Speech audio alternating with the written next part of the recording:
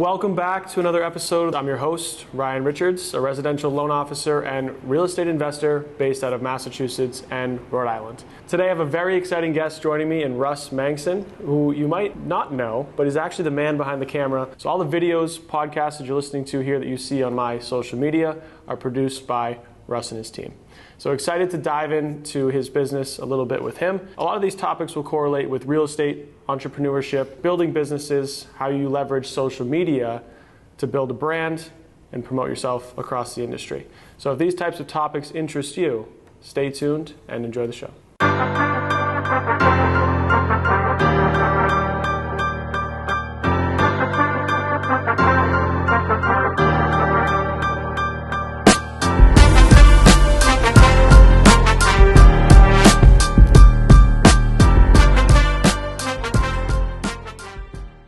Well, thanks for having me, Ryan. Yeah, thanks for coming on, Russ. I feel like this is long overdue. Yeah, absolutely. No, it's good to be here. I've listened and edited many episodes of the show, and so it's exciting to be here. You might have the title of number one listener. Yeah, probably. Yeah. But yeah, I'm excited to dive into it. I've seen some of your episodes too of your show, which is great. I think a lot of people don't necessarily know like the behind the scenes of how social media really works, and more so like should be utilized to get like an effective result. So I'm definitely excited to dive into that today. And obviously, hopefully those listening have enjoyed the edits you put together. I know I have. And curious to, if you don't mind, to share a little bit about kind of your background, how you got into where you are today and like what's your company's focus? Yeah, sounds good. Well, one of my big things up front is transparency. So lifting the veil on the secrets behind social media is one of the big priorities for me. Give you a little of my background. I've been doing social media management for business owners for almost 10 years now.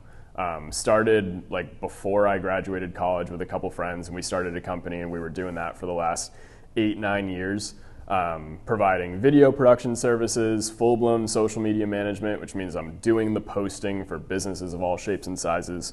Worked with real estate agents, mortgage guys, obviously, but also like landscapers and flower shops and like you name it, we've done it industry-wise.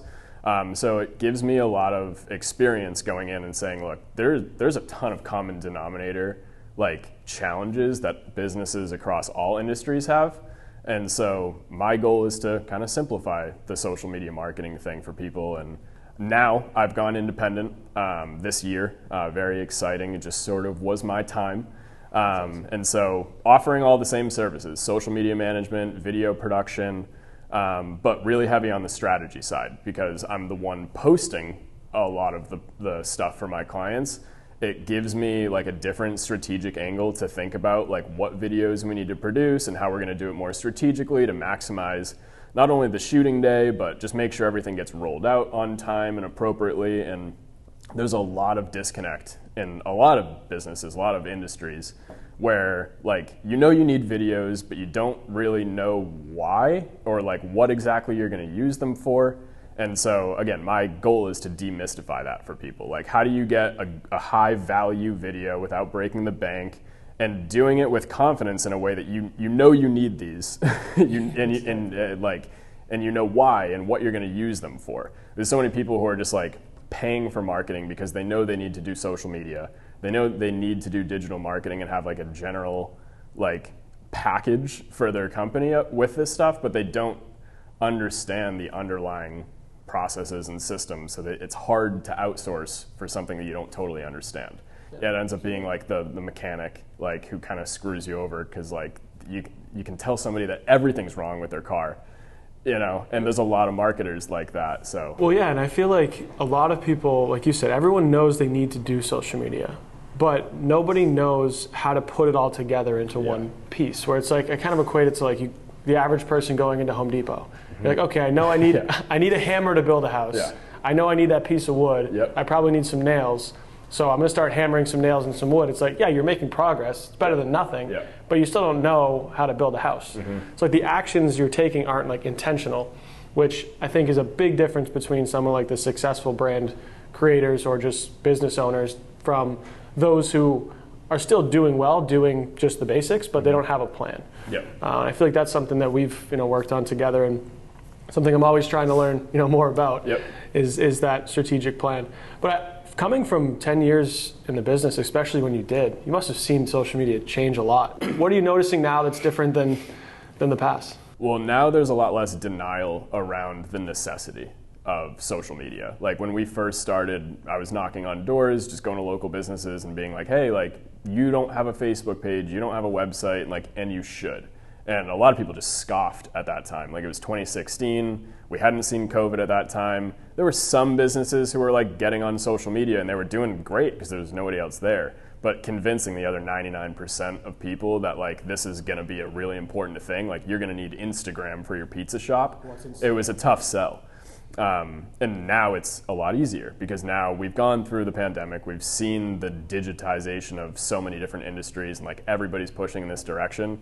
So people need it, but now they're freaking out because they weren't spending the last 10 years on it. So like Facebook and Meta, all these tools are way more complicated now than they were when I started. And I've been there through the evolution of all these platforms, so it's easy for me to navigate this stuff. But people who are like just starting a Facebook page or like just running their first Facebook ad now are like so overwhelmed with like the complexity of all these tools. There's so many different things you can do, and it's, to your point, the necessity is undeniable. Like regardless of your business, you should definitely be on social media in some form. And I remember actually, it's funny, talking to my father who's been in the business for 35 years now. He showed me an original newspaper ad from his company back in 1995. And that was like that was their form of marketing. You know, they would get phone calls from newspaper ads. And it's like, yes, there's still newspapers and people still run ads, but the price, you're paying a cost initially to get a response for a lead, and that return is usually really low. And that, if you said to me, let's do newspaper ads, I'd be like, Russ, I don't know about that, but it's gone such a different direction now. And I think personally, I'm curious your take, I think it's better for consumers, like the way social media has taken over, because it allows you to get like a behind the scenes look on someone's business in terms of their ethics, how they conduct themselves, like what are their values, just based on the content they're producing. Whereas before, I don't know, growing up in say you grew up in 1980, how do you figure out, it's all word of mouth, right? How do you figure out if a business is good? There's no let me Google your page, so it creates like the validity. And then if you compare it with some authenticity, I think that makes a great recipe. Yeah, I agree. And I would argue that it's for sure better for business owners as well as the consumers, because the business owner can now be more targeted with their marketing and they can build like an authentic brand for themselves. I use the billboard example all the time, like how much of a waste of money a billboard is, or like the equivalent to a billboard in digital marketing is just like kind of a guerrilla marketing like banner ad campaign, But with a billboard, it's on the highway, and you're paying for like X amount of impressions, which is X amount of cars that drive by that billboard per day or per month or whatever. You pay a price for each one of those impressions. That's how they value the billboard. So you pay a lot because you're reaching like everybody in Worcester, say, who drives past that billboard every day. But those aren't necessarily all home buyers or like millennials within this age group in this town who are interested in this thing that you're actually trying to target.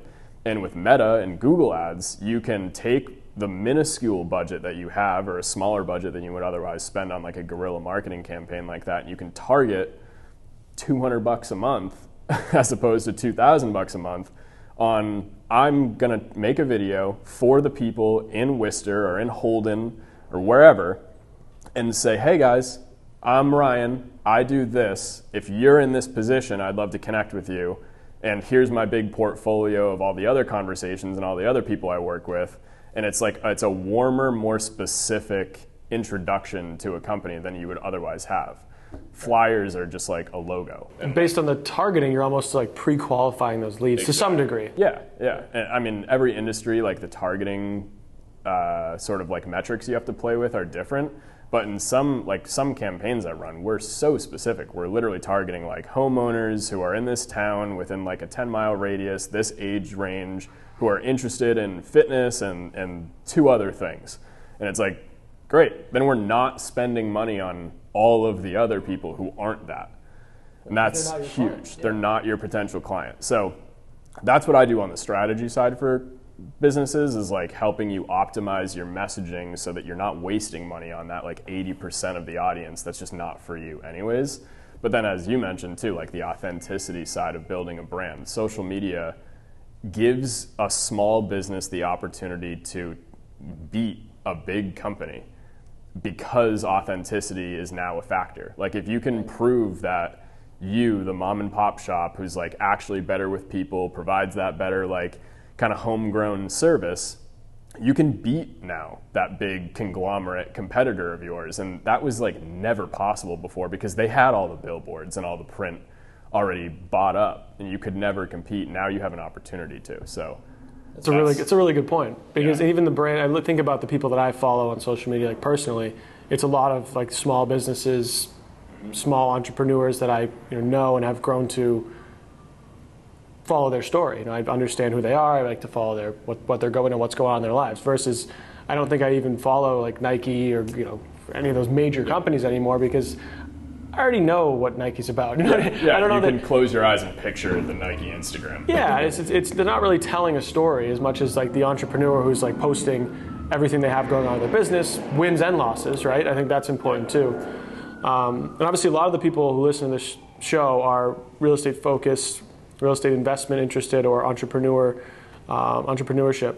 So from that standpoint, like what are some of the strategies? I know you mentioned a couple that you would be talking about to people who are thinking about starting a business or promoting their business online. Because I think a lot of times, like you said originally, people don't view social media and branding as like a long-term game. They're like, oh, I just sold a house, I'm gonna put up a just sold picture on Instagram. But it's like, that doesn't really do anything for the consumer if you don't tie it to like a story. Versus if you're thinking about methodically, what message am I trying to communicate, or how can I use what I'm doing to show my story properly? Because that, regardless of your business or your venture, understanding that strategy I think is super important. So what are some of those things you would recommend to people who are thinking about starting a brand or a business? Yeah, great question. Number one thing is don't sleep on the long game. Social media is not like the meme coin trade to success. It's not like an instant gratification, like I'm going to make a couple good videos and then I'm just going to be the guy in the industry. Like everybody who comes to me or any other marketing company, everybody has the same goals. It's like, I want to be number one on Google and I want to be there fast. So like, can you get me there or can this other company get me there? And they interview a bunch of people and they all say that they can get them there. But really, the reality is every post you put up, every little tweak you make to your website, all these little things are just like brick by brick placements in the house that you're trying to build. So I do use the house analogy all the time. Like if you don't have a strong foundation to what you're doing, there's no reason for you to be like making all these high-end videos and like spending a ton of money in like this place that doesn't make sense yet because you don't even have like a Google business profile or like a Facebook page yet. So like fundamentals first. And budget consciousness in that like same token is huge. Like so many people have that competitive will where they're like, I just want to beat out the other guy. And they want that to happen this year. And they don't see a path to them doing that for real strategically over 4 or 5 or 10 years. And I think people like you and other real estate investors see business that way, where it's like, I'm going to make small moves, like maybe every year a new multifamily for like 10 years. That way I'm in a way better position later. And if you treat your marketing that way, if you treat every connection you make in person with respect and then like get them on social media, you follow them, you comment on their stuff, you build real relationships through social media, it's massively valued. And I think people just undervalue the individual connections that can be brought through social media. That's like the number one thing for me is it's not about like getting a bunch of followers. It's about meeting like 5 really legit referral partners this year. No, I like that. And I think that's kind of back to the authenticity piece. Like if you don't understand the strategy, your message is going to be miscued. So those people you do meet, say you do meet a great person, they like you, they like your business, they want to follow along, but you're not putting out content that keeps them engaged. Like everyone knows, and for me, my business, I love real estate agents, they're my referral sources, but you always see the real estate professional who puts up, a very generic image that has no substance or relevance to most people. So it's, yes, you see their face, but that's not a page that I'm going to check into often versus the person who's really telling me their life story. And it's funny too, when you mention that, you truly don't know the impact of social media immediately. It comes in spurts. Like for me, my favorite interaction is someone going, oh, hey, I saw this on your social media page. Like, how's the flip going? Or how's, your new team member you hired? And it's like, that's proof of concept in a sense. But for me, it's like that, I want people to be, involved with what I have going on. One, because I want to share my knowledge and experience. And then two, it helps me have more relationships with more people because you only have a finite amount of time. So if your goal was to meet 10 people in the next month, if you had to get coffee with every single one of those people, 95% of people would fail because it's too much time. But if you can use social media to build some of these relationships, you're increasing, your network substantially. And the time component is very minimal from that standpoint. Like if I have, 13,000 followers on Instagram, in theory, I have some form of relationship with 13,000 people. Yeah, 100%. And I remember in the last episode, or a few episodes ago, Brooke Coughlin and I were talking about that same concept. And I think that relationship building piece is just so important that people who are nearsighted don't understand that, Yep, no, couldn't agree more. Another example I give in relation to just how many views people are getting. So many people start off just getting 50 or 100 views on a video and they get really discouraged and they go, well, social media doesn't work. I hate Instagram. And I go, think about how hard it would be to get 50 people in a room listening to what you're saying. You work really hard to get involved with chamber stuff and you have the mastermind group.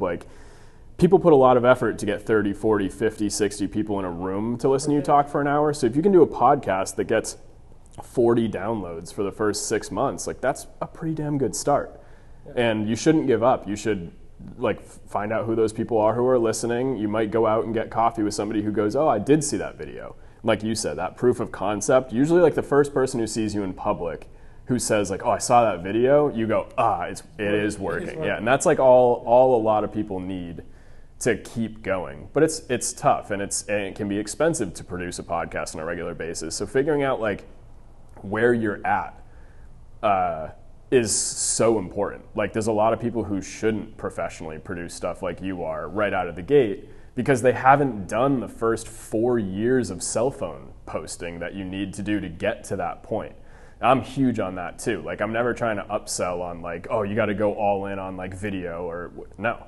You should start with your cell phone for 2 years and actually go network, actually build these connections, build some momentum through your actual career and actual in-person reputation as well as on social media.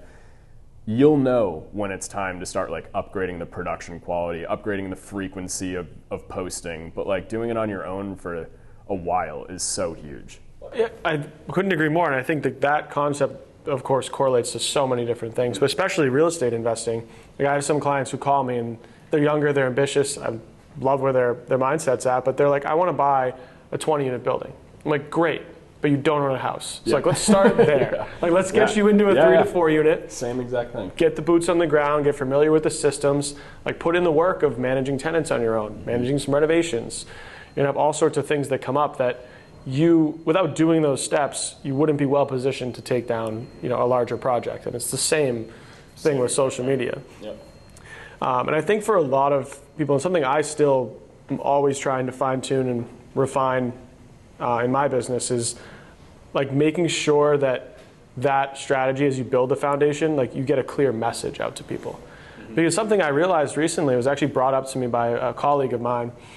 And they said, hey, I see your social media, I notice you must have a lot of investor clients. And I'm like, oh, I'm always talking about real estate investing. Yeah. So now I've tried, of course I love real estate investing, mm-hmm. love talking to real estate investors and helping them with financing and whatnot. But my bread and butter for the longest time has been first-time homebuyers. Mm-hmm. Sure, first-time investors as well and people who are buying multifamily property, absolutely. But I said, I want to redirect my messaging to get back to those types of people because that's my main clientele. So it's funny how quickly you can lose sight of it, but at the same time, if you don't come intentional with a message, you might be posting, but you're not getting the responses you want, or you're not really getting responses in general because people don't know what you do or what you're talking about. So for someone who's thinking about that, okay, I've got this business, whatever it may be, What's your advice for having them come up with a clear message for their business to put out on social media? Defining your target audience up front before you even start marketing is super important. Like every new client I work with, day one is just like, who are we talking to? And sometimes the business owner says one thing and I go, like maybe not though, because if we look at the numbers, that's not really your audience. Or a lot of times I ask them, like, what do you make the most money on? Like, let's talk more about that as opposed to this like small service that you do a lot of and it's like kind of your comfort zone, but actually you only need 2 more sales of these for it all to be worth it. And so like really evaluating with yourself and your team up front what the goals are for social media is huge. But you also don't want to pigeonhole yourself either. So like you got to have some room. Like I think going like 75%, 80% on like one core thing and then leaving the other 20-25% for like everything else is a good kind of place to start. So people, it's very clear to people what you do and what you're focusing on, but then you still have room to say, but I also do all these other things too. Well, that's funny too that you say that. Not funny, but I say ironic in the sense that like a lot of people promote like the thing that they have going on that's working well, but maybe that's not the piece of their business they want to be focusing on. You know, if they're selling that $10 product and they really want to be selling the $100 product, well, maybe you should start to push some of your marketing towards the larger product. Yeah, you'd be surprised what just like changing your messaging can do. Like you said, like just accidentally started talking about real estate investing more often and people start to resonate you with that. Right. It's huge. People undervalue those little clips that you put out. Like if you put out a clip a week on social media and your top 75 chamber friends see it, like you can change your whole local personal brand in like 3 or 6 months just through being a little bit consistent. And doing what you do is additionally like exponentially valuable where you bring guests on, because then they share your stuff and they're pumped because they got a free spotlight out of being on your podcast, which has a bunch of followers. And even if you don't have as many followers as Ryan, it's worth it. Like if you have 500 followers and your friend has 500 followers, now you have 1,000 between the two of you.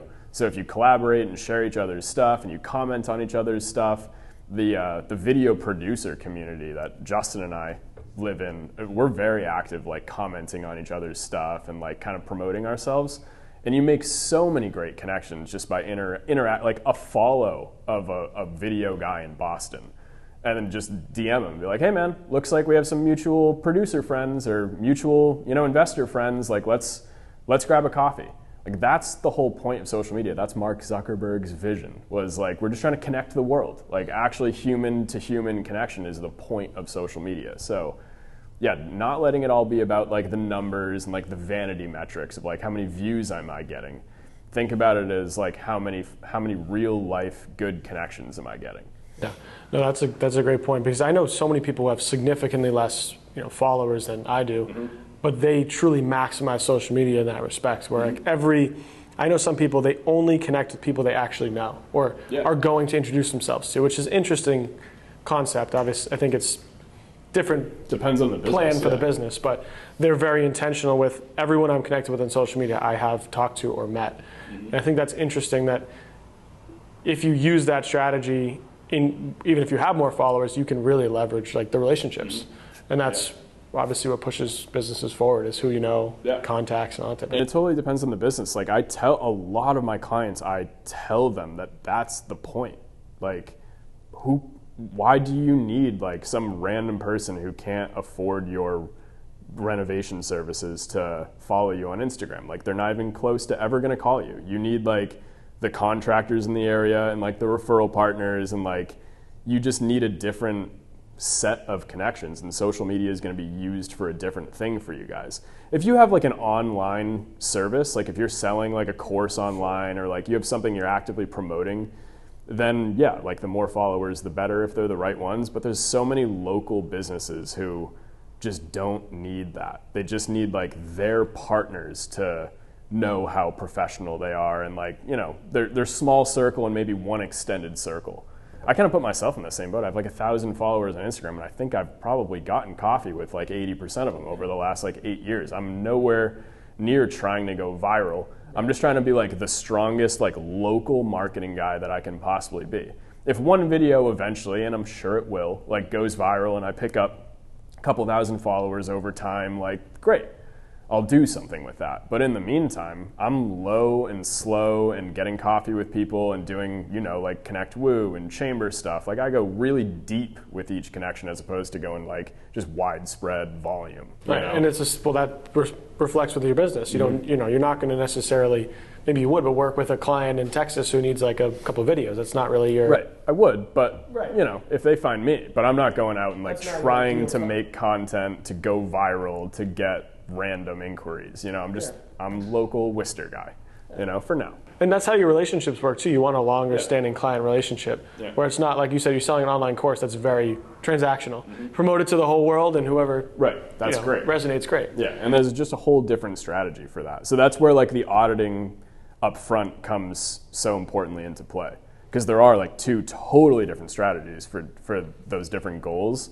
You have to decide as a real estate investor, as a real estate agent, lender, whoever you are trying to promote yourself, like actually what are your goals, and like be devil's advocate for yourself, have somebody else come in with a third eye and like really try to like dial it in, because you will end up investing thousands of dollars in videos and Facebook and Google ads towards that goal. So if you pick the wrong goal up front, you just kind of like waste your time like going towards down the wrong path. Yeah, I think that's important. I think even for people who don't own a business, like monitoring your social media presence and having a somewhat of a message is kind of important in the sense that anyone nowadays you meet, even some, I know, there's some places you go to, let's say, apply for some type of financing, not our type of financing, but say you want, commercial financing or private equity financing. They're trying to figure out who you are as a person. Even anyone you invest with is the first thing they're going to do is look you up online. Yeah. So if you don't have a clear message, even if it's not your intent to push a product or service through your social media platform, I still think everyone should have a plan. Like, how do I want to be perceived in the world? Some people don't care. Awesome. Like, do your thing. But if you do have some sort of like business aspiration or you value your presence, then I think that's important. Yeah. Yeah. Hopefully the people listening care. And if they don't, hey, good for you. Yeah. Just follow my page. Yeah. But I mean, like growing up for us, like just LinkedIn, like having a professional LinkedIn was really like driven into us in college and high school. They were like, get a good headshot. Like make sure you have like your experience. It's basically your digital resume is your LinkedIn. But now that's also your Facebook page, your LinkedIn page, your YouTube channel. All of it's your LinkedIn. It's where people go to find out who you are, what you do, and who you know. It's super important. I remember, LinkedIn was always like the thing. Yeah, and now it's just all of them. Like they're all basically the same. They all let you put pictures and videos up. So yeah, same thing. Yeah, it's your identity in a way. It's a lot of people who don't know you personally. Yep.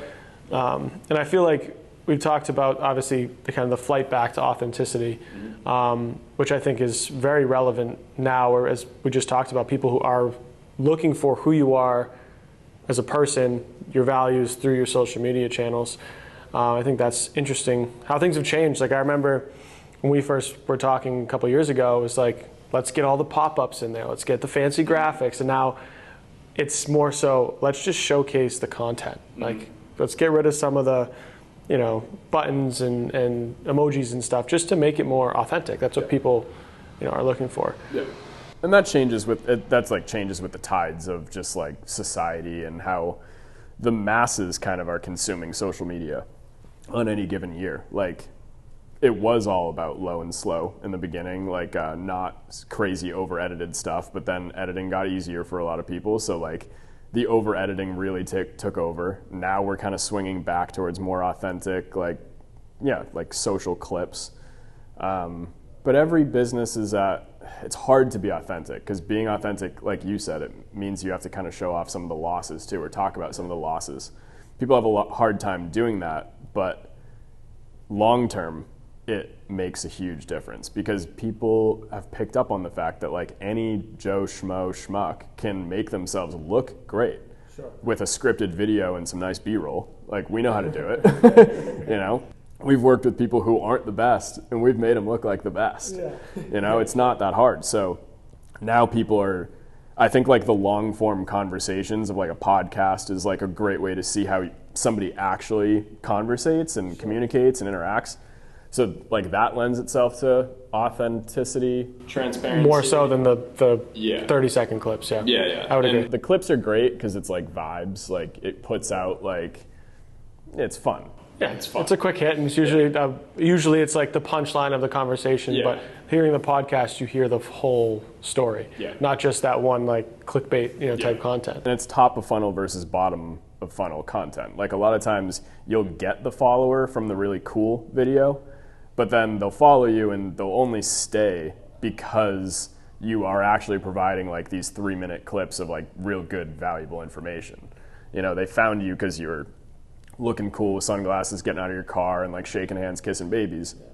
Then they realize, oh, he's actually smart. Like I'm going to follow and stay tuned. And, listen to his content. Yeah, maybe even reach out, try to get a coffee, like that's what it's all about. Yeah, I think that's definitely the direction we're in now. At least we'll see. Who knows? Time to come. Will change. But loved our conversation today. I always enjoy talking to you. And social media is something I always try to figure more about. Yeah. But I always try to leave the show with like some sort of action item for people to take away with them. Mm-hmm. Whether it's usually like a book recommendation, podcast. But for you, I wanted to see if you could, and I'm putting you on the spot, so no pressure. If someone's listening to this and they're like, oh, some of those things resonated with me. I need to clear up my message, or I need to at least get more active on social media.